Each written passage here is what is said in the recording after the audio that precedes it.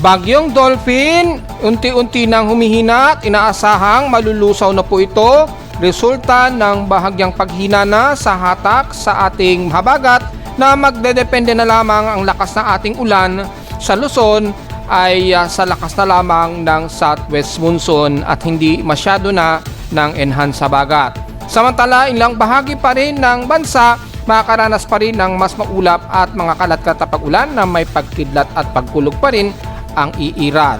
Ganon din sa asahan sa bahagi ng Mindanao na kung saan nakaranas ng localized thunderstorms. At bagong low pressure area na namataan, hindi rin nakikitaan na magiging banta sa Pilipinas. At bagong weather monitoring natin na ginagamit ang Dvorak technique ay makikita na sa PIMO weather page na kung saan hindi na magre-rely sa automatic tropical cyclone forecasting system dahil sa mas precise at mas accurate na galaw ng bagyo in real time na. Kaya inaasahan pa rin ang malawakang ulan at patuloy na magdadala ng mga moderate and heavy rain showers sa kaluran pa rin ng Nodo Luzon, lalo na sa bahagi pa rin ng Ilocos Sur, Benguet, La Union, Zambales, kasama pa rin ang Metro Manila at halos buong Southern Luzon pa rin. Heavy rain pa rin, magdudulot pa rin ang malawakang ulan sa Batangas, patawid ng Mindoro, especially Occidental Mindoro at ilang bahagi ng Coron, Palawan. Nalalabi ng Visayas at Mindanao, magamat partly cloudy at mas katamtaman at mas hot humid sa Mindanao, makakaranas pa rin ng mga ilang kalat-kalat na isolated and occasional rain showers and localized thunderstorms lalo na sa bahagi sa kanluran. At ang Buklaw at Binga Dam patuloy na nag-release ng sobrang tubig mula sa dam dahil sa patuloy pa rin ang pag-ulan. Ganon din ang naranasan na nakabukas ang isang gate sa Ipo Dam.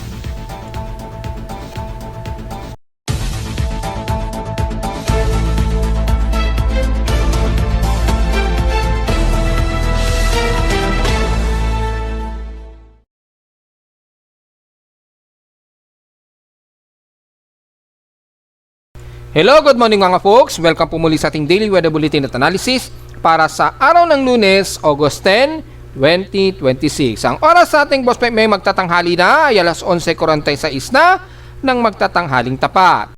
Well, asahan pa rin ang maulang panahon pa rin sa buong kanluran ng Nodo Luzon, lalo na kabilang na ang Calabarzon, Metro Manila at ilang bahagi pa rin ng Southern Luzon. Ang medyo good news lamang ay bahagya pong humina na po yung hatak sa ating enhanced habagat. So unti-unting babalik sa pinaka-normal ng ating daloy ng habagat, kaya magre-rely na po unti-unti ang lubos ng ulan natin, depende na po sa lakas ng pinaka-southwest monsoon po. At makikita natin sa ating Doppler radar imagery ay may mga ilang water vapor pa rin nakikitaan dito at may mga kalat-kalat na pag-ulan pa rin ang iiral, kabilang na ang Metro Manila at most of Zambales area. Kaya patuloy pa rin tayo makakaranas ng mga pagkulog at pagkidlat, lalo na sa kalurang bahagi ng Nodo Luzon. Kung sisilipin po natin yung ating lightning detection system, makita po natin ang meron tayong aktibong 44 lightning strikes malapit sa kalupaan, lalo na dito sa bahagi pa rin ng Benguet at ilang karagatan ng kalurang bahagi ng La Union at most of Candon ng Ilocos Sur. Ingat po dahil asahan pa rin ang malawakang pag-ulan sa inyo. At kung i-activate po natin ng NOAA AVN satellite imagery, mapapansin natin ay malawak pa rin ang nararanasang pag-ulan dyan, lalo na sa bahagi po ng Pangasinan at kalurang bahagi ng Zambales. Ingat po maging sa Central Luzon at Pampanga, Olongapo at Bataan. Kayo po ngayon ay kasalukuy nakakaranas ng matitinding pag-ulan pa rin na posible pa rin ang patuloy na mga pagbaha. At kung i-activate natin yung water vapor, mataas pa rin ang water vapor dahil sa patuloy pa rin ang hatak sa ating habagat. At kita nyo naman, despite na bumibitaw na unti-unti yung enhanced habagat dahil humihina na po itong si dating typhoon na si Dolphin, naging tropical depression na lamang po yan. At pakikita pa rin natin na nag-guide pa rin niya yung ating southwest monsoon dito sa timog kanluran ng bansa. Kaya patuloy pa rin na nahihila yung ating habagat at hinahatak ito pa silangan. Kaya patuloy pa rin tayo makakaranas ng daloy ng southwest monsoon o habagat na magdadala ng maulang panahon at mga pagkulog at pagkidlat lalo na sa kalurang bahagi ng Luzon. So, ganun din silang bahagi po ng South Luzon. So, mapapansin nyo po, ang lightning strikes ay karamihan sa kanlurang bahagi pa rin ng Luzon, lalo na sa northern part ng Luzon, sa kanluran. So, pinakamalapit sa amin sa Caloocan, 34 kilometers. At sunod-sunod pa rin ang pulsing ng lightning strikes kagabi. Kitang-kita ko po, patuloy pa rin ang pagkulog at pagkidlat na natatanaw ko dito sa amin sa Caloocan. At sumasabay po sa detection ng aking lightning detector. Ayan, kitang-kita po, tuloy-tuloy pa rin ang mga pagkulog at pagkidlat na detect dito po sa kanlurang bahagi ng Northern Luzon. So, ingat po, asahan pa rin po ang moderate to heavy rain showers dyan, lalo na sa nabanggit natin kanina na maari pa rin magdudulot ng mga malawakang pag-ulan po. Ingat pa rin sa pagbaha dahil ilang bahagi na po ng mga probinsya ang binabaha maging sa Batangas. So as of 11:36 AM ngayon ay nakataas sa thunderstorm advisory ang Visayas area, kabilang na ang most of areas ng Sipalay sa Negros Occidental at Antique. Sa Tibiao, Barbasa, Luanan at Bugasong ay nakataas po ang advisory dyan ng localized thunderstorm. So ingat pa rin po mga folks usually sa real time naman natin nakikita natin sa Occidental Mindoro ang nakikitaan natin na may mga aktibong lightning strikes dyan. Pero base na rin sa advisory mula sa DFID Pag-asa, take note na lamang po sa inyong lugar dyan. Expected po sa buong area ng Negros Occidental at Antique. So sa ating forecast and storm prediction, kaya natin sinasabi, tuloy-tuloy pa rin makakaranas ng maulan na panahon at overcast na may kasamang mabugsong hangin ng panahon dahil po sa habagat. Inasahan yan hanggang Tuesday daw and Wednesday base sa ating forecast and storm prediction dito sa ating dashboard. Ayan, kitang-kita naman po yan mga folks. So mapapansin natin overcast ang ating conditions, gloomy, mahangin at overcast. At mahangin ang inaasahan namin dito sa Caloocan. Yan, papalo pa ng 37 km per hour. So sa ngayon, meron kaming total rainfall of 74.1 mm. Sa ngayon, wala kaming pagbuhos ng ulan sa ngayon. So sa ngayon, medyo kalmado pero mahangin po kami sa Caloocan dahil pumapalo po ang aming wind gust sa 52.6 km per hour. Ngayong araw ay nag-maximum kami sa 93 km per hour mula kanina madaling araw. So grabe po ang bugso ng hangin sa amin sa Caloocan ngayon. Expected dyan ang ating wind speed maglalaro 37 to 44.4 km per hour. So mahangin pa rin dito sa Metro Manila at ingat na lamang po sa mga magpapayong. Expected po ay malakas ang bayo ng hangin. So sa ating lowest temperature na naitala na weather station kaninang 5:25 AM, pinakamababa na ang 24.4 degrees Celsius. Pero kahapon, ang pinakamatasang sa amin ay 29.2 degrees Celsius. Kahapon ito ng hapon at 3:51 PM. Pinaka-highest air temperature na sa amin yan. So, ang aming heat index, very obvious naman, napakababa lang tayo at 36.7 degrees Celsius. Samantala, sa PH extremes in past 24 hours, nanguna ang hinatuan sa may pinakamainit na temperatura sa Eastern Mindanao. Gaya natin sinasabi, mas hot humid kayo dyan sa Mindanao, kaya wag masyadong magbibilad. At nasa 37.5 degrees Celsius po ang pinakamainit na temperatura sa inyo dyan. At sa lowest sa Baguio, halos walang nagbabago. Sa Baguio, na pinaka-lowest ay 17.4 degrees Celsius. Pero pagdating sa ulan, nangunguna ang Baguio City na may 234 mm na total rainfall. Ayun, grabe. Kaya grabe ang pagbaha silang bahagi po ng Baguio City at Benguet. Ingat po. At mukhang meron na gumuho na raw na lupa. May gumuho na raw dyan. At correct me if I'm wrong, meron na raw nawawala at hinahanap na daw po ng rescuer yung may mga tao pang nawawala. At isa daw po ang naiulat na nasawi. Correct me if I'm wrong po kung isa lamang po. Hindi natin alam kung ilan na po ang nasawi ngayong araw. Kasi kagabi ko lang po yun napanood o nabasa sa balita na may isa na raw pong nasawi dyan sa area o sa Benguet. Kung hindi man sa Baguio, sa bandang Benguet daw may gumuho daw dyan. So nakikiramay po tayo. Hindi po natin maiwasan talaga na ganyan ang magiging resulta dahil alam nyo naman po, grabe po ang korupsyon na naganap dyan sa flood control. Sa bugso naman ng hangin, ang Calayan, Cagayan na may 28.8 km per hour ang highest average wind speed. Pero sa amin sa Caloocan, well, napakataas din sa amin at 26.9 km per hour po. Well, very mabugso talaga tayo mga folks. So, very obvious naman na matataas po ngayon yung ating wind speed. So, sa mga inulan, kasama sa amin sa Caloocan muna, tingnan natin dito sa ating PH extremes. Yan, ito po yung pinakamainit. Grabing init to, 37.5. Ewan ko lang kung accurate po yan ha. Ito po yung lumalabas na huling record sa data feed ng OGMET. So hindi natin alam kung working po o talagang ganyan talaga measurement. Napakainit naman dyan sa may bandang Hinatuan. Well, obviously halos sa fairweather weather dyan sa may bandang silangan ng Mindanao at maaraw. So expected po talaga na grabe ang alinsangan dyan. Pero sa ulan, nangunguna po ang Baguio City na may 263 mm. Kahapon mahigit 300 mm ang inabot sa ulan sa Baguio City. Kaya grabe talaga ang naging bagbaha sa bahagi ng Benguet mula kahapon. Ngayon, nasa 263 mm na naman. Grabe po ang focus dyan ng ulan. Well, hindi po tayo nagkamali sa ating 24-hour rainfall forecast. Usually, ang bandang Benguet at Baguio at La Union ang may pinakamatataas na aasahan nating pagbaha dyan dahil aabot talaga sa more than 100 to possibly 200. 150 to 200 mm ang magiging accumulated na ulan dyan. Which is, hindi tayo nagkamali. Umabot nga sa 263 and then sa Quezon City, 143 po ang pinakamaraming naging boost ng ulan. So, grabe rin ang naging pag-ulan dito sa Metro Manila. Dahil sa Quezon City, naka 143 mm ang recording ni Pag-asa. Then, pumapangkatlo ang Tanay Rizal na may 114 mm. At sa Clark Ebis naman ay nasa 100 mm ang total rainfall. Then, the rest, iba Zambales, Naiya, mga around 97, 96 hanggang 90 mm sa Subic Way. Mapapansin natin ang mula Metro Manila at western sections ng Luzon at Northern Luzon, ang grabe ang inulan po hanggang sa may bandang Ambulong. Pansin po ninyo, 'di ba, sa pattern. Makikita po dito sa ulan, grabe po ang naging pattern ng ulan. Karamihan kanlurang bahagi at hanggang central part ng Northern Luzon at Central Luzon at Metro Manila. So pumapangalawa ang Quezon City ayon sa opisina mismo ni Pag-asa sa measurement nila.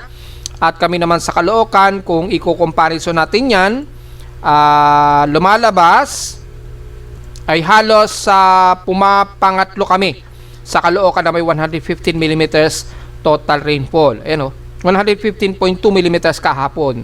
Ngayong araw ay 74.1 mm. So umabot po o katumbas ng 7 days, grabe 316.5 mm. So kahapon lang talaga lumakas ng husto ang ating habagat dahil sa nagkaroon na nga ng enhance dahil nga po itong si Dolphin kahapon ay nariyan po sa may bandang Eastern China na. Gaya nating sinabi po, pag nariyan na, asahan, hahatakin na ng husto, mahahatak na ng mas above, moderate to high ang ating epekto sa Pilipinas ng habagat. At hindi nga po tayo nagkamali dahil ang katumbas sa buong linggo ay 316.5 mm ang total rainfall. So bumapangatlo kami kay Pag-asa na may 115 mm dahil kung babalikan po natin dito sa PX Extremes ay si Pag-asa ay nasa 143 mm. So halos pumapangatlo kami o kapantay ko lang si Tanay Rizal na may 114 mm din na total rainfall.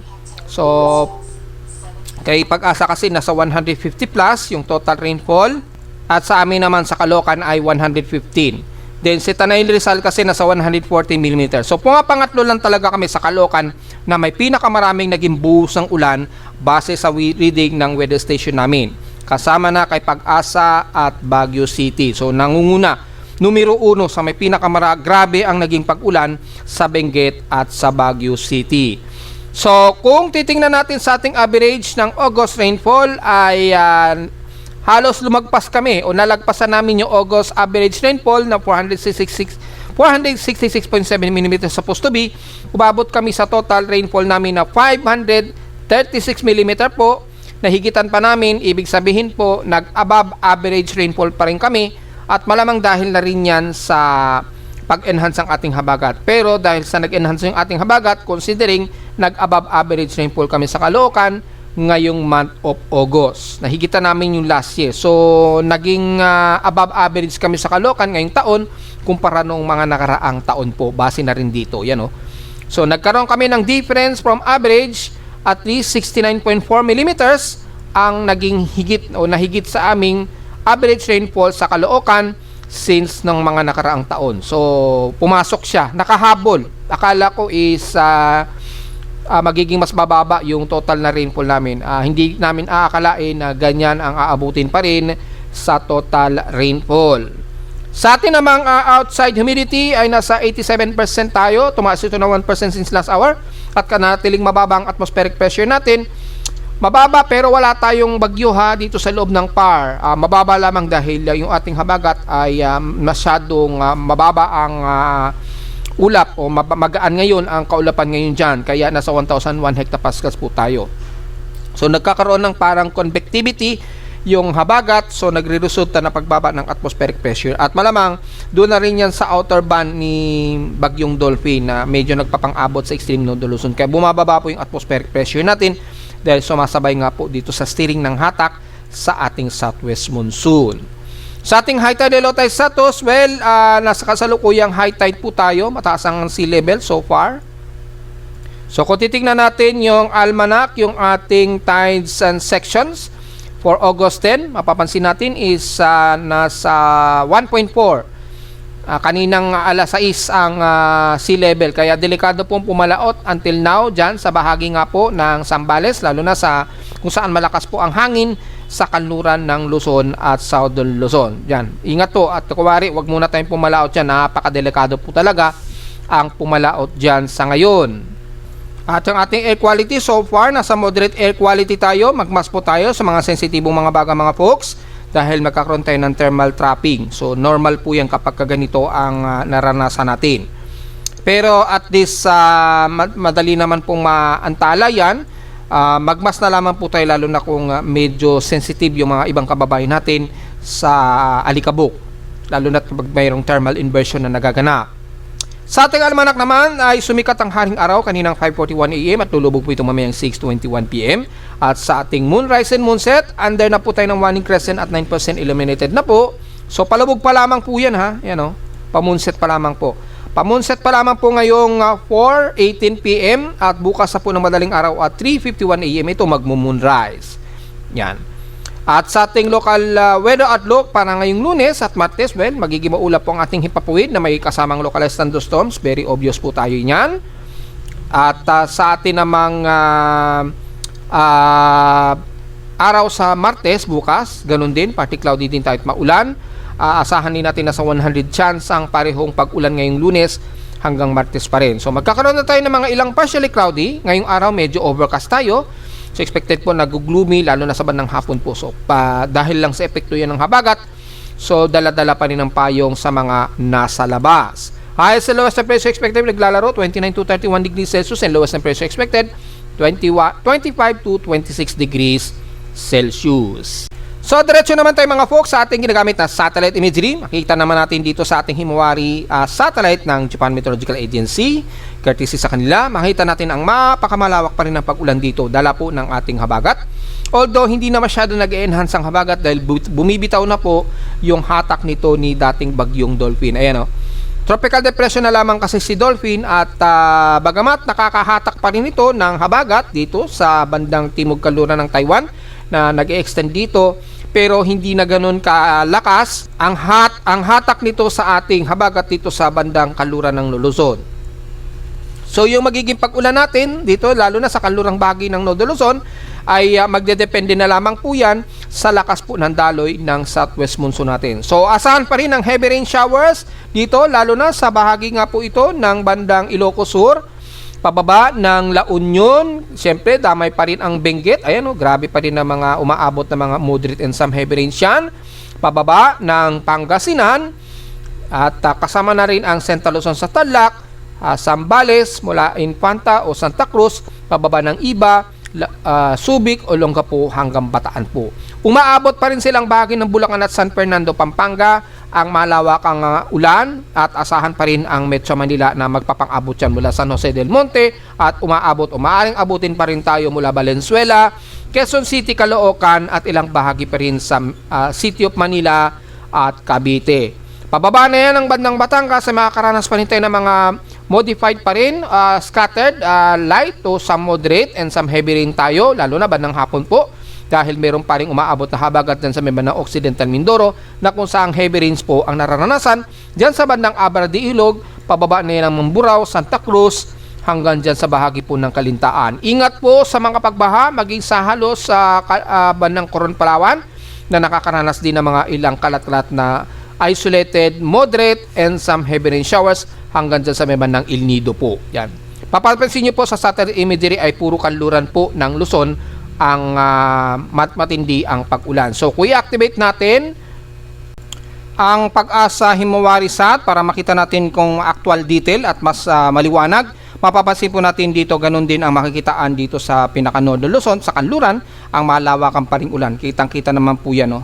So yan po, at kung medyo opacity natin, makita pa rin ang sakop ng mga pag-ulan, lalo na sa bandang Benguet, Pangasinan at Zambales. Kitang-kita po, maging sa bahagi po ng Pampanga, pumapasok pa rin yan bandang Bulacan, Valenzuela po. So pasok pa rin dito sa Metro Manila ang malawakang pag-ulan. Pababa na yan ng Batangas at Occidental Mindoro at ilang bahagi po ng Palawan. So yan po yung makikita natin at umiiral pa rin tuloy-tuloy ang ating habagat po. So sa mga nagtatanong kung kailan mawawala ang habagat, sa ngayon ay walang indikasyon na nakikitaan pa. Pero magdedepende yan kung hihina itong sa habagat. Malalaman natin ngayong araw sa mga forecast kung lalo na sa mga empirical forecast ng mga computer models kung makikitaan na hihina itong habagat natin. Dahil habang humihina na po itong si Dolphin, yung higop niya sa habagat ay posibleng magpahina rito ng bahagya. And then depende, since wala naman pong bagyo kasi dito sa may bandang Hong Kong o Vietnam, so maaring magtutuloy-tuloy yung daloy ng habagat na kung saan ay may mga trough na nahahatak dito sa dagat Pasipiko natin na maaring sasabayan sa daloy ng inflow ng hangin dito sa bandang dagat Pasipiko na kung saan sa labas ng Philippine Area of Responsibility ay mayroong mga aktibong low pressure area at bagyo. Maring dyan didireksyon yung ating habagat, so posible pa rin magtutuloy-tuloy, pero hindi na po lakas gaya kahapon yung magiging grabe ng busang ulan na dahil po nagkaroon ng enhahad sa bagat. So yung lakas ng ulan na maiiral ngayon sa Luzon kasama sa Metro Manila, depende na lang po yan sa concentration ng water vapor na nahahatak nitong ating southwest monsoon para maliwanag yan mga folks. So, kung i-activate natin ang Himawari mode at tingnan natin yung magiging heavy rain potential. Yan, makikita naman po natin grabe pa rin ang heavy rain potential natin dito sa kanluran ng Nodo Luzon. At kitang-kita naman po, maging sa bandang La Union at Benguet, ay clustered pa rin ang heavy rain ang umiiral. Ganon din sa may bandang Zambales, well, hindi lusot ang Metro Manila, sa grabe pa rin ang uulanin. Yan, kita naman po yan kung ipopost natin yung pinaka-latest ito po yung pinaka-latest niya, kasalukuyang may heavy rain ngayon sa may bandang San Jose del Monte, Malolos, Olongapo, grabe pong heavy rain po. So patuloy pa rin tinakaranas ng heavy rain at anytime pa rin dito sa Metro Manila at ngayon nag-accumulate na naman, kumukulimlim na naman po dito sa amin sa Caloocan dahil malamang itong kaulapan na ito na nanggagaling sa San Jose del Monte na may dalang heavy rains mukhang bumababa na po at umaabot na sa amin sa Caloocan. Watch out at be ready sa mga payong dahil asahan ang matinding heavy rain na naman ang bubuhos mula rito sa bandang San Jose del Monte, Bulacan. Manggagaling yung tubig ulan po. Ayan o. Yan yung flow ng ulap mula dito sa San Jose del Monte. Ayan o. So, kita po yung concentration po, di ba? Kung i-highlight natin ng mas maigi yung concentration po ng ulan, ay mas makapal po yan. At kitang-kita naman po dito yung epekto. Yan. So, kitang-kita naman po dito sa pinaka-satellite imagery natin. Yan. So, kung i-activate natin yung high resolution satellite para mas kita natin yung actual. Ito po yung pinaka-actual mula sa pinaka-high resolution ng Himawari Sat ng GMA.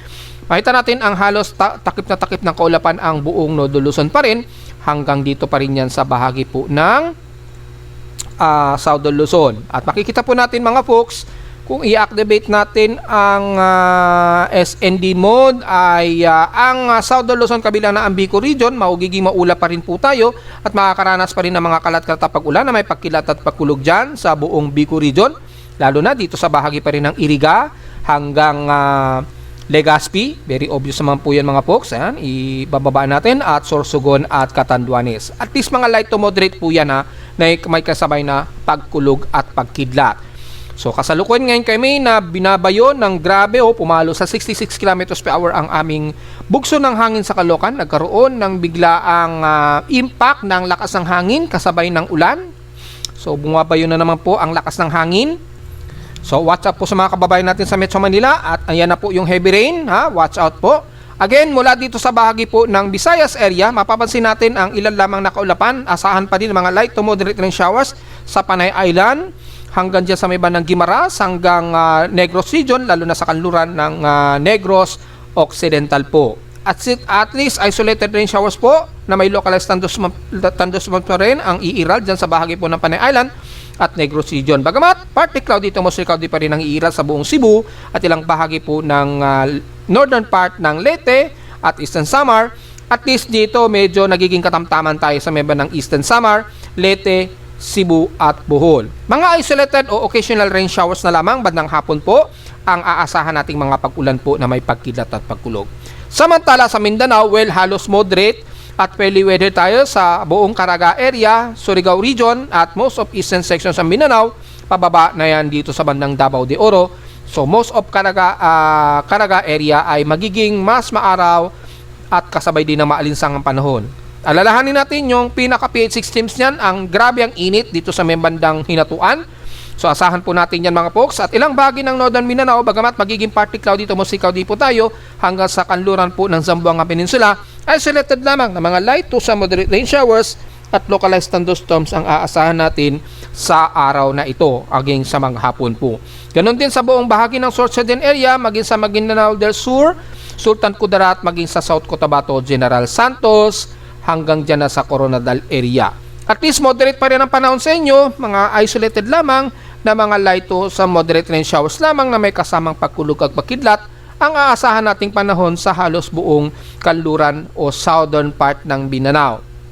Asahan pa rin na magiging mas maulan sa Zamboanga Peninsula, bagamat light to moderate ang aasahan nating pag-ulan, at least titila-tila din yan na may kasamang localized thunderstorms, bunsod lamang na ilang trough na dumadaloy dito dahil sa habagat pa rin. Yung ilang manipis na habagat na nagpapang-abot sa Zamboanga Peninsula. So at least light to moderate rain showers at may mga pagkulog at pagkilag tayo dyan. So generally sa halos buong Mindanao, at least medyo katamtaman tayo dyan at mas maaraw na panahon sa silangang bahagi nito. So magiging mas matindi lamang ang grabe ng ulan dahil sa habagat ang most of northern part ng Luzon, kasama ang buong Metro Manila at most of western sections ng Zambales hanggang Ilocos region po. Asahan pa rin ng mga tuloy-tuloy na malalakas na busang ulan. Ingat po sa mga pagguho ng lupa dahil sa patuloy na paglambot ng kalupaan natin dyan, lalo na sa bahagi po ng Benguet na kung saan may nadisgrasya na nga po na may gumuho at mayroon ng isang nasawi at maaring madagdagan pa yan dahil kasalukuyang may hinahanap pang mawawala dyan sa parte po ng Benguet area. Hindi ko lang matandaan kung saan bang sa area ng Benguet. Paki-correct me if I'm wrong na lang. I-post na lamang ninyo sa baba sa ating comment sections kung ano yung mga bayan o area na yan na kung saan mayroong nasawi dyan sa bahagi po ng Benguet. So kawawa naman. Yan. Kawawa naman po. At wala naman po tayong magagawa kapag kaganyan po ang grabe ang sungit ng ating panahon. Lalo na't wala pong na-improve na flood control ang halos buong bansa dahil sa naghanap nga po na matinding korupsyon ngayong taon na ito, ngayong administrasyon na ito. So yun po, at ganon din po ang bahagi po ng Batangas na kung saan grabe lubog din daw sa baha ang dito sa lalo na sa bahagi nga po ng pagitan ng Tagaytay hanggang Kalakayan, hanggang sa bandang Nasugbu. At sa may bandang Balete daw, binaha din daw accordingly, at sa ilang parte ng Alitagtag o bandang Taal. Grabe ang naging pagbaha din daw dyan sa bahagi ng Batangas mula kahapon. So ingat po mga kababayan sa patuloy pa rin naasahang pag-ulan na may pagkilat at pagkulog ngayong araw. So diretso tayo ngayon sa ating ginagamit na Tropical Cyclone Assessment Monitoring. Makikita po natin dito sa ating dashboard. Although itong mga bagyo na ito na binabantayan natin ay walang nakikitaan na ipapasok kahit isa sa kanila sa loob ng Philippine Area of Responsibility, pero nagpapabago yan sa daloy o galaw ng ating habagat dito sa kanluran dahil yung mga trough na mga bagyo sa may bandang dagat Pasipiko natin ay humihila yan sa mga monsoon trough na hangin dito sa kanluran. At kung mapapansin po natin ang pinaka satellite imagery natin, mapapansin natin yung outer trough dito ng mga bagyo kagaya na lamang ni dating bagyong si Maymay na nag-transform na ngayon into international name Pelu.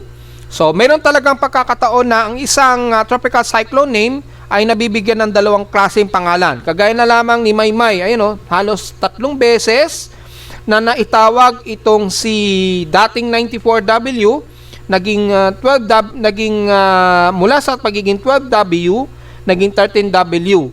Tapos 3 pangalan ang naipangalan sa kanya. Ito yung dating si Bagyong Maymay. Palayo na po ito, masyado na itong malayo sa PAR dahil pahilagang silangan po ang direksyon niya.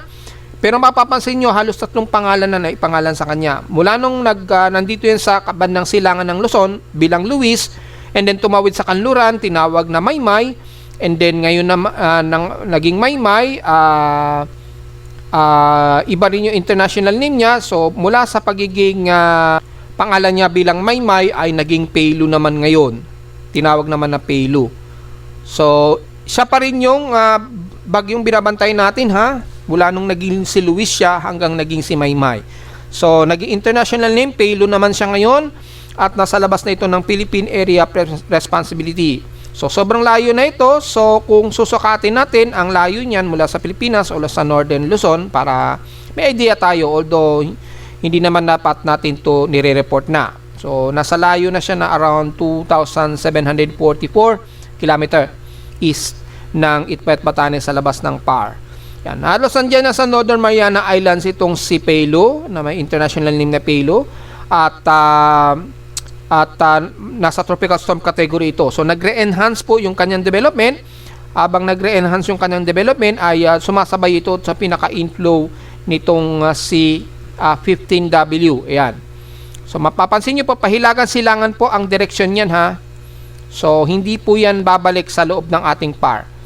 Dahil yan, yung hatak kasi nitong si 96W, na ngayon ay 14W, na may international name, na Chamnom ay mabagal ang pagkilos niya, kaya nanatili siyang nandyan sa may bandang silangan ng Tokyo, Japan. So, halos malapit na siya sa may bandang baybayin po ng Japan. So, yung mga kababayan natin sa Tokyo, medyo ready po tayo dahil posibleng kayo po ang maapektuhan nitong si Chanhom once na ito ay makalapit. Bagamat nasa tropical storm category po itong si Chanhom, ay posible pa magdadala yan ng masungit na panahon oras na makalapit yan sa may bandang silangang baybayin ng Japan. So, kung titingnan natin yung records mula kay Chanhom ay nasa kanyang atmospheric pressure na 986 hectopascals na ito, na may maximum sustained wind na 74 km per hour, malapit sa gitna at bugsong 96 km per hour. Ang kanyang 10-minute average katumbas in 1 minute ay 65 km per hour. Under tropical storm category siya at bugsong 85 km per hour. Kumikilos ito pa northwestward sa napakabagal na pagkilos at 13 km an hour po ang galaw niya. Yan, pa northwestward po siya. So, probably, pag ganyan po ang kilos niya, pag ganyan, pa northwestward, pag ganyan, ang nagiging galaw ni 14W o Chanhom. Samantalang si dating bagyong Maymay na naging international name Pelu, ang kanyang center air pressure niya ay 996 hectopascals, malapit sa gitna, malapit pinaka-center eyewall niya, at ang kanyang 1 minute average sustained wind at 74 km per hour, under tropical storm category yan, both 10-minute average at bugsong 96 km per hour. Sa kanyang 10 minute ay nasa 65 km per hour po ito, malapit sa gitna at bugsong 85 km per hour. Kumikilos ito pasilangan, pa-eastward at mabilis ang kanyang pagkilos at 44 km an hour ayon dito sa ating tropical cyclone sector. Ito naman si Dolphin, bagamat under tropical storm category pa rin siya, na ang kanyang center air pressure na nasa 179 hectopascals, ay unti-unti na ring humihina ang sirkulasyon nitong si Dolphin. Dahil nasa landmass na ito, malaking landmass na ito ng eastern part ng China. Nasa paligid ito ng bandang vicinity of Xiangyang o Longguan, eastern China, or Pusheng, kung titingnan natin. Pero kung magiging country mode dyan ay bandang Pusheng, paligid niyan, o Qingyang. So, malapit yan sa bandang Zhejiang. Sa ngayon, nasa may ng Songyang ang kasalukuyang location niya. Do-double check natin yan gamit yung ating bagong Dvorak mode, which is most accurate nating madedetermine kung nandyan na yan sa area na yan. So, ito kasi ay automatic o ATCF. So, estimation yan o yung pinaka-forecast ng track ng bagyo na near real time din kahit paano. Ay makikita natin ang unti-unting paghina na po nito. Magdadala pa rin yan ng matitinding pag-ulan sa mga ng Eastern China. Magdadala at nagkaroon na nga po ng mga paglubog din dyan at pagbaha. According sa international report ng CCTV ng China sa kanilang balita. Samantala, may bago naman tayong binamantay na bagong invest, si 90W naman, bagamat sobrang layo naman po nito. Kung susukatin natin ang lokasyon mula sa eastern part ng bansa natin, naipost na natin yan sa Facebook page. Mula sa eastern part ng Mindanao o southeastern part ng Mindanao ay nasa layo itong 4,644 km east ng southern part ng Mindanao. So napakalayo. Halos nasa may bandang Marshall Islands na po siya, kasalukuyan na ito. So titingnan natin sa Dvorak mode yung pinaka real time niya. Ang real time kasi ng Dvorak mode, ito na po yung sa baba. Ayan, for Dvorak mode, kiklik nyo lang yan sa gusto makita ang pinaka Dvorak mode. So para makita natin ang mas precise na lokasyon ng bagyo, dahil ito po ay hindi automatic tropical cyclone forecasting system. Ito ay actual na po na kinukuha mula sa pinaka-satellite imagery. And then kinukuha po ang gamit ang Dvorak technique para ma-determine ang sentro ng bagyo. So ngayon, ang kasalukuyang eksaktong lokasyon nila Peilu, ayan na po, nasa may ng Northern Mariana Islands. Pwede niya pa rin masukat yan. Nandito yan sa layong 455 km east-northeast yan ng Northern Mariana Islands. Yan yung pinaka-quadrant niya. Nakikita na natin yung pinaka-actual na quadrant ng bagyo. Actual yan hindi yan forecast. Actual na talaga yan. Gamit ang Dvorak technique. So ito po yung bago kong inintroduce sa inyo na forecast script natin. Actually hindi na ito forecast script. Ito na po yung pinaka-Dvorak monitoring o actual ng position ng isang bagyo, actual na lakas niya. Kaya kung mapapansin nyo yung data niyan ay magkaiba yan dito sa ating tropical cyclone sector sa taas. Dahil ito usually ay automatic forecasting. Yan. Forecasting ng determining na estimated ng isang bagyo. Pero ito naman ay pinaka-halos actual ng data ng isang bagyo. Kagaya na lamang ni Peilu. Yan sa tropical storm category po siya at 79.6 km per hour yung kanyang maximum sustained wind. Kung titingnan natin sa taas, nasa 74 km per hour naman yung kanyang 1 minute average sustained wind. Dito naman sa Dvorak, 79.6 km per hour po yung kanyang maximum sustained wind. Yan yung pinaka-gitna. Halos pinaka-gitnang-gitna po yan. Kasi ito sa tropical cyclone sector, malapit sa gitna ang estimation ng kuha ng automatic tropical cyclone forecasting system na yan. Kaya malapit sa gitna, 74 km per hour. Ito kasi halos nasa pinakagitna ay nasa 79.6 km per hour. So, the more na mas malapit kasi sa pinakagitna, yun yung pinakamalakas na ikot ng hangin ng isang bagyo. So, napapansin nyo po ang pinaka-most accurate na nakikita po ng detalye sa isang bagyo. Nako-convert ngayon sa oras natin sa Pilipinas, ang kanyang track intensity ay namomonitor na rin natin. Dahil real-time gumagalaw po yan every 10 minutes to 15 minutes po ang galaw o update ng track nito. Kaya mapapansin natin, mas precise po ang galaw niya kumpara dito. Dahil dito, halos every 30 minutes to 1 hour po yung update ng galaw niya. Although, minsan, nakapapansin natin, gumagalaw pa rin yung lokasyon nitong tropical cyclone forecast sector natin. Medyo gumagalaw pa rin yan. Kaya lang, usually, ay forecasting movement siya. Hindi kagaya ng Dvorak, yan na yung eksaktong galaw ng bagyo. Kaya mapapansin nyo po, very precise na po yung galaw niya at makikita nyo po dito yung pinaka-recent track niya. Yan And then bago ito mag-Peilu, mapapansin nyo ay galing ito dito sa Pilipinas bilang si Maymay. Ayan So may ebidensya tayo na may record na naging si Maymay siya bago ito maging Peilu. Then paglabas siya ng Philippine Area of Responsibility, so parang nag-jump siya and then nag-decide yung mga International Weather Agency na tawagin siya sa panibagong bagyo dahil pagitan kasi nito ay na-dissolve siya and then nagkaroon ng re-enhanced development. Kaya ang ganyan po nakita niyo po naglaktaw siya, di ba? Pero yan pa rin yung C13W o si dating bagyong Maymay.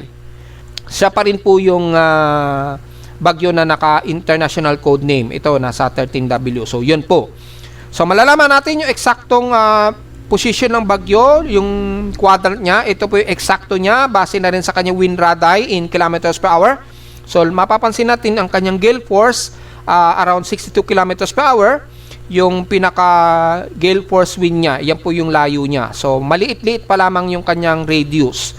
And then, ito po yung pinaka bago natin, nalalaman natin o nakikita natin yung eksaktong Dvorak location at center ng bagyo. Ito po yung mas importante dahil ang Dvorak kayang ma-determine yung sentro talaga ng bagyo. Kaya ito po yung mas maganda natin magagamit dahil ma-determine natin kung kailan ba talaga papasok o lalabas ng Philippine Area of Responsibility ang isang bagyo. Kasi minsan nag-miss tayo ng minsan malayo doon sa oras ni Pag-asa. Medyo malayo yung pag-entra nitong TC sector natin mula sa oras ni Pag-asa.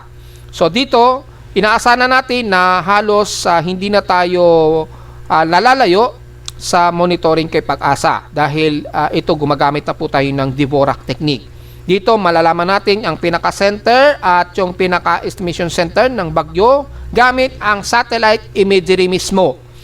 Yan, hindi tayo gumagamit ng automatic tropical cyclone forecasting system na. So pwede na tayong hindi mag-rely dito sa TC sector natin sa taas.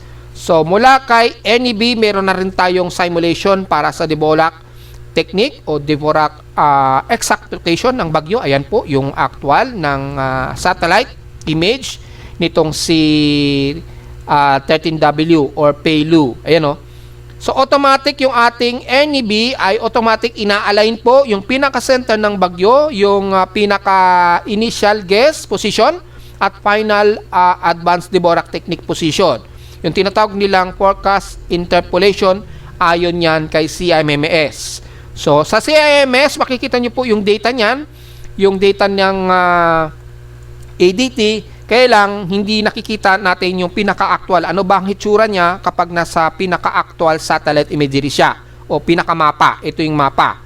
So, mapapansin natin, automatic, ina-align po. Ito na yung pinaka-closest o pinaka-precise na sentro ng bagyo. So, mapapansin nyo, napakalit na lamang yung error ng location. Ito po yung pinaka-exactong location at ito naman yung pinaka-exact location ng Dvorak o gamit ang Dvorak technique. Ito ngayon ang bago nating ginagamit at ito ngayon yung pinaka-comprehensive data na magagamit natin para sa mas accurate talaga na sentro ng bagyo. Pati yung wind speed, pati yung tinatawag na RMW, yung tinatawag na radius of maximum wind.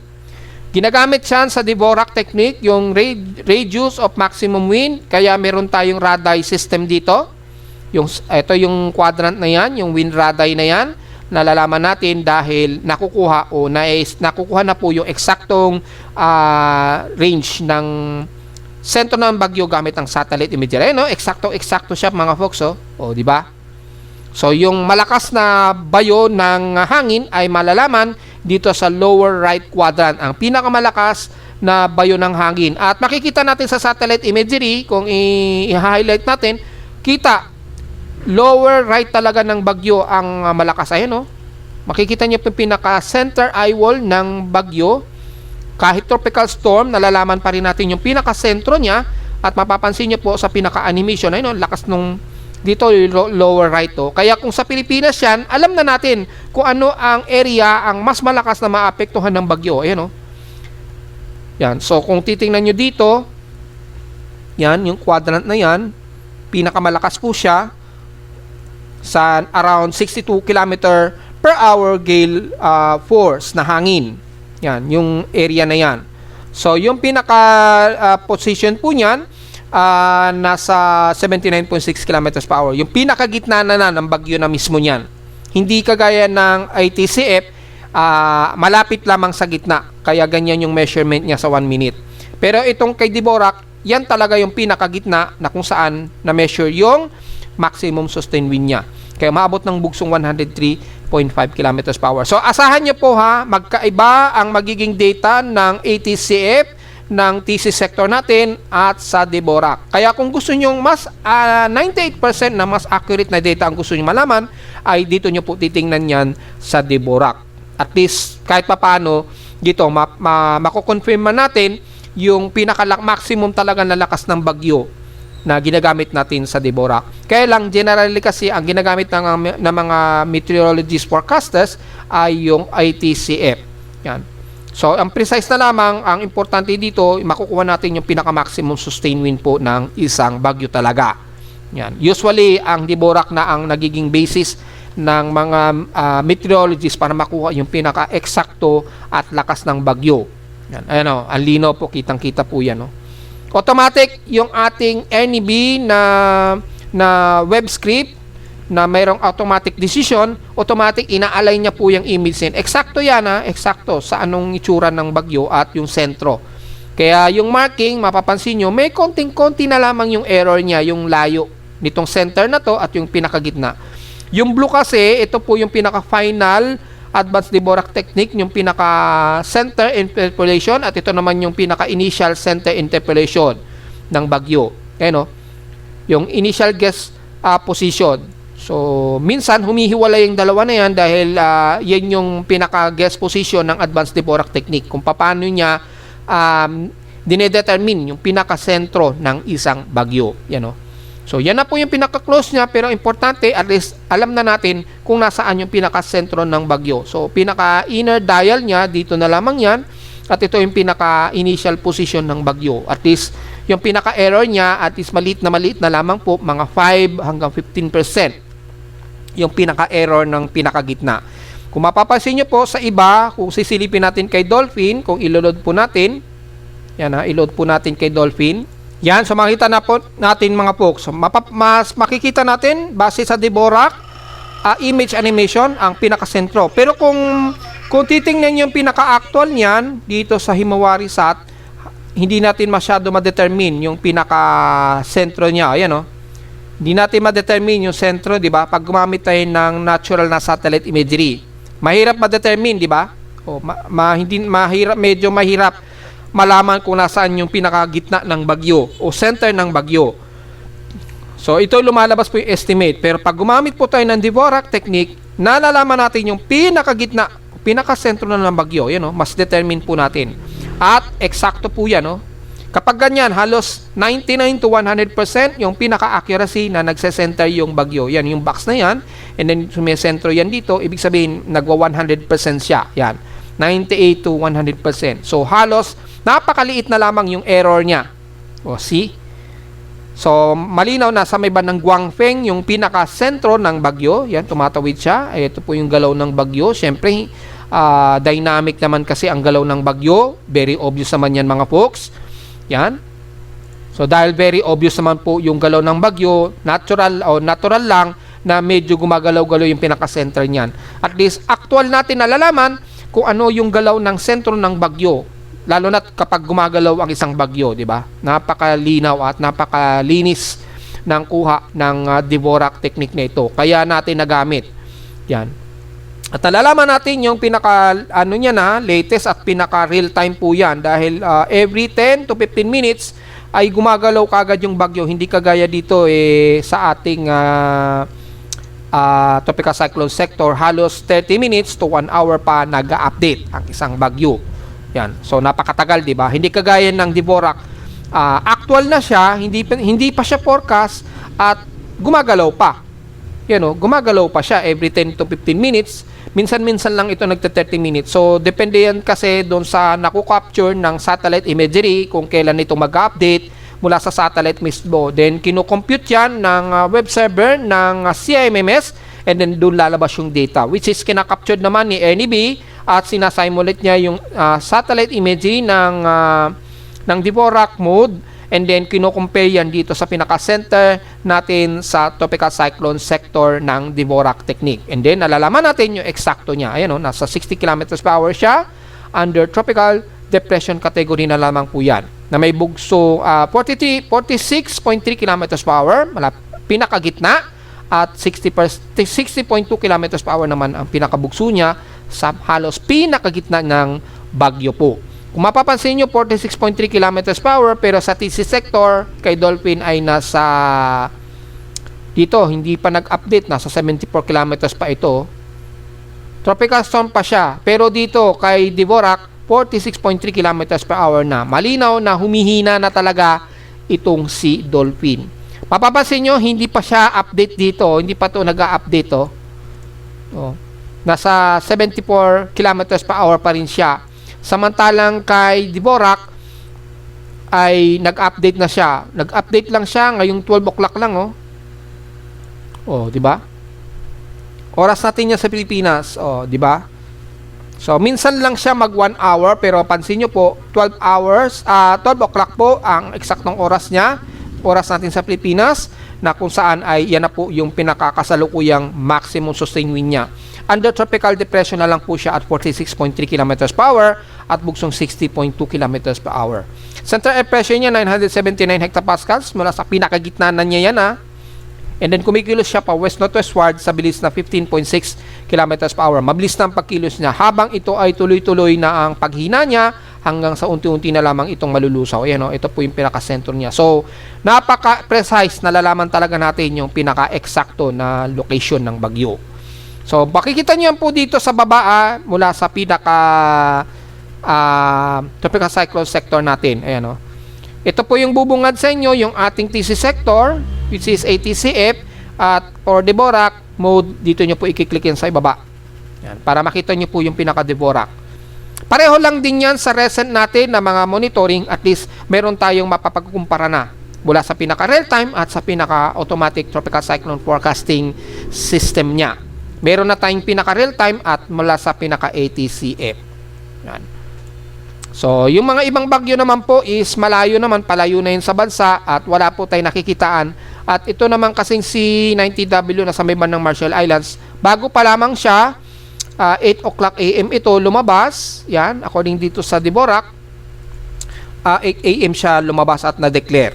So, nasa Marshall Islands pa lamang po siya. At wala pang nakikitaan na ito ay kikilos, papasok dito sa ating bansa. At malayo pa itong magiging banta sa bansa. Sa ating tropical cyclone track combination, ito ay magiging kilos ni yung international name na Pelu. Pahilagan silangan po ang kilos niya. So baka magsanib-sanib na lang sila nitong C98W siguro. Baka magsanib na lang po yung mga circulation nila dyan. So wala pong nakikitaan tayo na papasok sa PAR at yung 92W kasi dito ay 99W ay nalusaw na po at inalis na po sa pinaka-TC sector. Yan. So, ito po yung pinaka-mapping niya. Ang dami nating binabantayin na bagyo. At ito naman yung pinaka-tropical cyclone intensity forecast nila. Kabilang na si 98W. Ayan. Hanggang tropical depression lang. Si 14WP. Ito, medyo pahina na. At si Maymay, si 13WP or iba na pangalan niya, Pelu na po pangalan niya, dating bagyong Maymay. So naglalaro lang tropical storm to tropical depression lang ang kasalukuyan niyang ilalakas. So yun po yung pinaka-forecast at wala naman pong banta sa Pilipinas sa ngayon. At wala naman sa ating tropical cyclone assessment monitoring para naman sa posibleng may susunod sa mga bagyong ito. Sobrang dami na po kasi na binabantay natin. At kung titingnan natin kung may bagong invest, kagaya na lamang ni 90W kung ito ay magiging banta sa Pilipinas, ayon kay GFS, ito po yung C90W, mapapansin natin mukhang pa-northward ang kilos niya. At mukhang hihilaga lamang ito ng kilos. Ayan Wala sa nakikitaan sa ngayon na mag-west-northwestward o kakanluran. Papasok ng Philippine Area of Responsibility sa ngayon. At dahil napakagulo ng galaw ng mga bagyo ito sa may bandang dagat Pasipiko ay maaring malabo o napakaliit ang potensyal nito na kikilos pa kanluran. At baka sumabay lamang ito sa direksyon ni Pelu dahil sa pinaka-surface trap ni Pelu na hahatakin itong C90W. Yan, baka sumama lang din siya. So, baka mag-northward lang din ang kilos niya. Pero watch out, may nabubuo kasing high pressure area dito sa may bandang Russia. Kumikilos ito pa kanluran. So, mukhang ito magpapabago sa steering environment. Well, tingnan po natin kung maitataboy pakanluran nitong mga nabubuong tropical wave at mga low pressure area at ibang aktibong bagyo sa ngayon.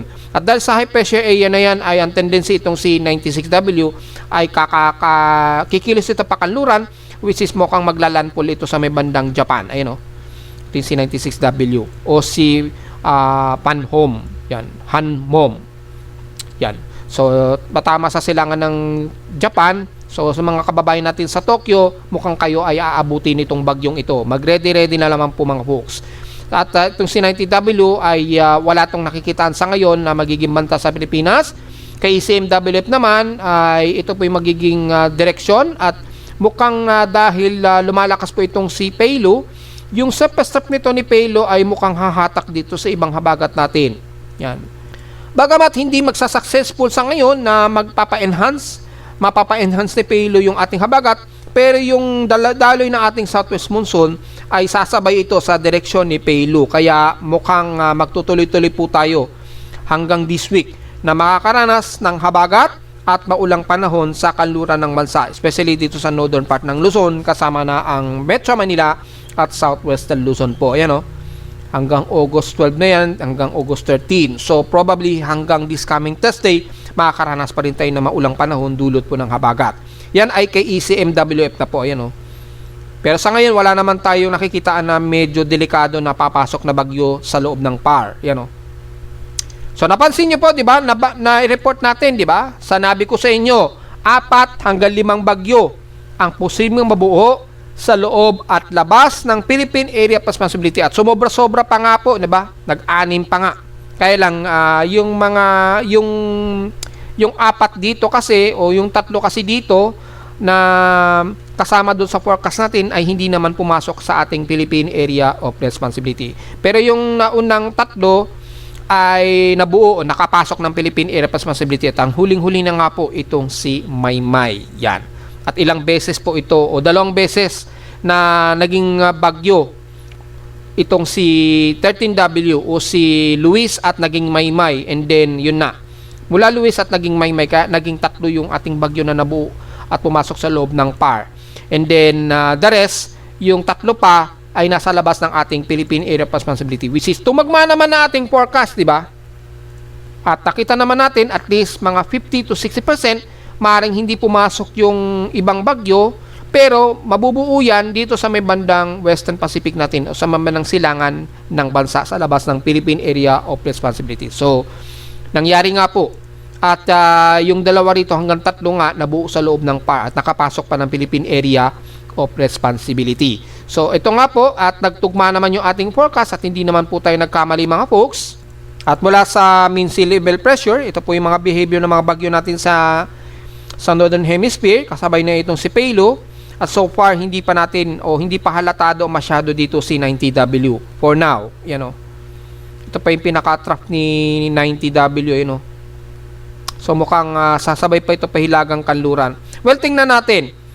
Dahil napakalayo pa kasi yung C90W at hindi pa natin sigurado kung magiging active low pressure area din ba yan.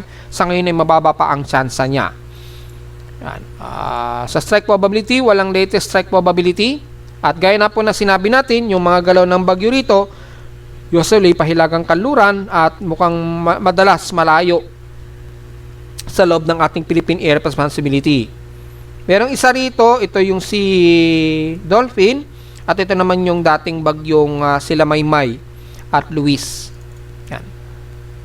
At kung titingnan natin yung 3rd week, 2nd week, mukhang walang latest output yung tropical cyclone strike probability. So, walang latest output pa yung tropical cyclone strike probability. At least dito, magre-rely lamang tayo at malinaw naman na magiging epekto ng habagat pa rin sa kanluran ng bansa kasama ang Metro Manila. Yun nga lang ang hindi maganda. Hanggang this week, Thursday, ay patuloy pa rin tayo makakaranas ng maulang panahon kasama ang Metro Manila. Samantala sa ulat lindol, well, makikita naman po natin yung galaw ng mga paglindol ngayon. Wala naman tayong masyadong nadetect na medyo malakas-lakas na panginig. Although medyo noisy dahil nga po sa mababang atmospheric pressure, normal naman po yan. Pero malinis yung ating seismograph at wala naman tayong nadetect na malakas-lakas dito sa Caloocan.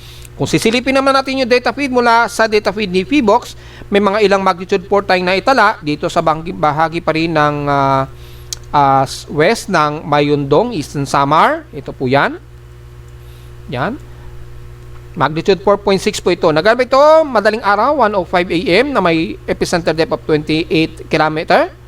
Pangalawa na ang magnitude 4.7 naman sa Bimanang Balut Island na naman sa Sarangani. So patuloy na naman yung mga clustered na mga paglindol dyan. Bilangin po natin kung ilan. At least nasa total of 17 earthquakes yan. Naganap ito kaninang 5:42 AM. 5:42 AM na may epicenter depth of 10 km. Medyo malayo-layo naman po yan. Hindi masyado ramdam at magnitude 4.7. At yung isa naman, another one, same location lang din sila. Ito, pareho lang ang location nila. So parang kasunod na aftershocks yan, 6:17 AM na may magnitude 4.9 naman na mas malakas at epicenter depth of 62 km. So malalim-lalim naman siya kahit papaano. So alisto pa rin tayo dahil magalaw pa rin talaga ang tectonic plates natin sa may paligid po ng General Santos at Sarangani. Ingat pa rin po sa mga kababayan natin. Sa ngayon, ang total earthquake natin base sa latest record natin dito sa ating website ay nasa 31 total earthquakes po yan. Para ngayong araw lamang yan ng August 10. So yun po yung pinaka-latest natin so far at yung ating historical earthquake data. Yan, for the month of August. Hopefully, nahiwalay na po ni PBOX. Mukhang hindi pa rin nahiwalay ni PBOX. So, ang total earthquakes ay 2,670. So, subtract natin last month.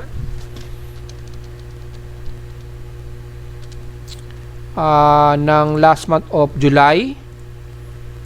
Ewan ko bakit parang tinatamad itong si PBOX na ihiwalay po yung July and August sa 2049. Sa total of 621 earthquakes na po tayo. So mukhang aabot din sa 1,000 mahigit yung total na lindol natin sa Pilipinas. Between magnitude 2.0 po yan na pataas.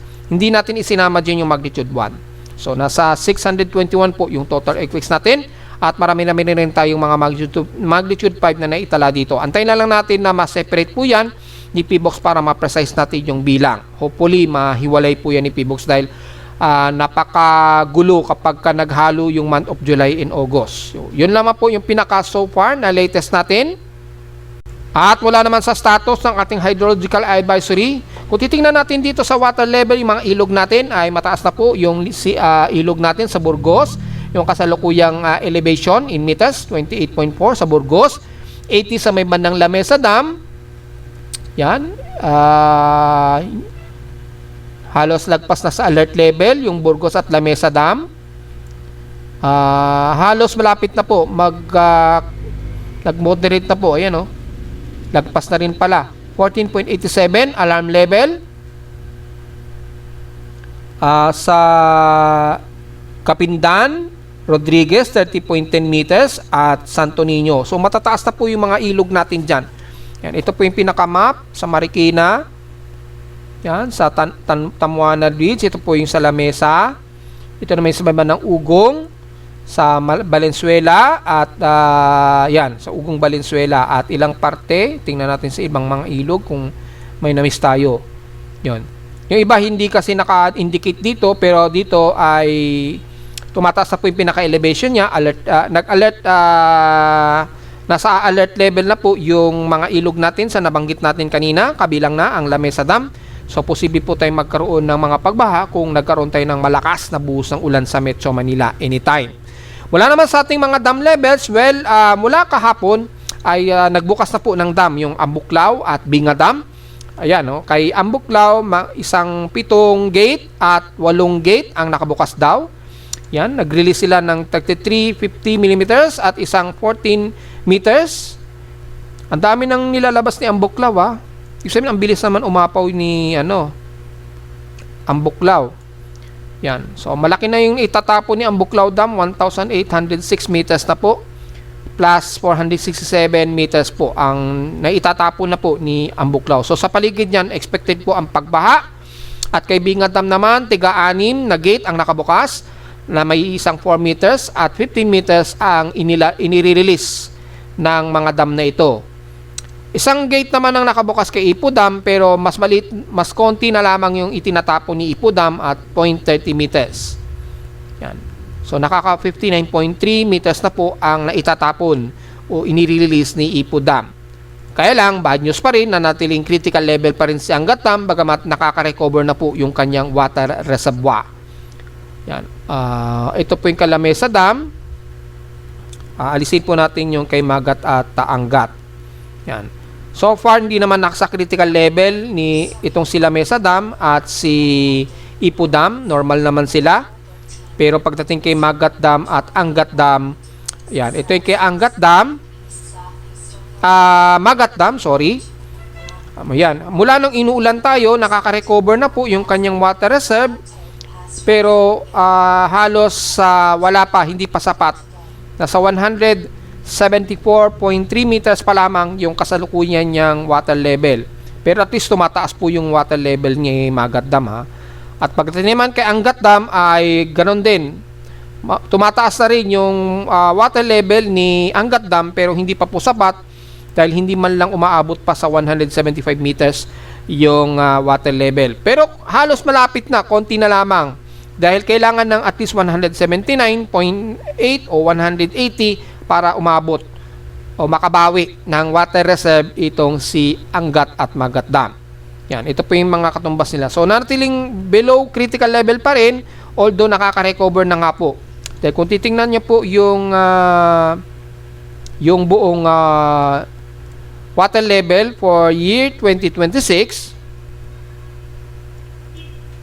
yan, kung titingnan nyo po, alisin natin yung La Mesa Dam tsaka Ipo. Papapansin nyo po, dumausdos talaga yung water level ng dalawang ito. And then nung inuulan na tayo pagpasok ng mga July katapusan, then pagpasok po ng mga last day. So mula rito sa nung July 29 to 31, dito na po tayo sinunod-sunod ng pag-ulan hanggang sa unti-unti tumataas na po yung water level niya. So good news naman, nakakasupply tayo ng tubig, kaya lang hindi pa po sapat sa ngayon yung kanyang water level dahil nanatili pa rin siyang nasa below way critical pa rin siya. Pareho. Angat Dam at ni Magat Dam. Pero at least medyo good news yan. Kesa naman yung tuloy-tuloy yung pagdaos-dos niya yung mga nakaraang buwan, di ba? Ngayon, nakaka-recover na siya. Mula nung inulan tayo nung katapusan ng July, then pagpasok ng unang linggo ng August, ay madalas na tayong inuulan po. And then dito pa lamang nakaka-recover unti-unti yung water level ng dalawang dam na ito between Angat Dam at Magat Dam. So sana tuloy-tuloy po na maka-recover yan, kaya lang kapag katuloy-tuloy naman tayong inuulan, yun nga lang, sakripisyo, magkakaroon tayo ng mga pagbaha, lalo na dito sa bahagi po ng Luzon. So yun lang yung magiging side effect. Kaya lang wala tayong magagawa dahil wala kasing naging magandang flood control tayo. Maganda sana na nakaka-recover yung ating mga dam na walang magiging problema sa atin sa pagbaha. Sana ganun na lang po mga puksana, no? So yan po yung latest niya for the year since January hanggang ngayong August. Papapansin natin ang mula nung nag-summer, grabe ang pagduos-dus ng water level. Ngayon lang tayo medyo nakaka-recover kahit papano, kahit konti. Yan. So, ito na po yung water level ni Angat, 170.27. Kay Magat Dam naman ay nasa 174.34 meters po. Yan yung para sa ngayong araw, August 10. So, yan po. At least malino na malino po yung difference. Yan. Makikita nyo yun po yan sa ating webpage. At narito naman ating 3-day weather forecast para sa araw ng Lunes, August 10, 2026.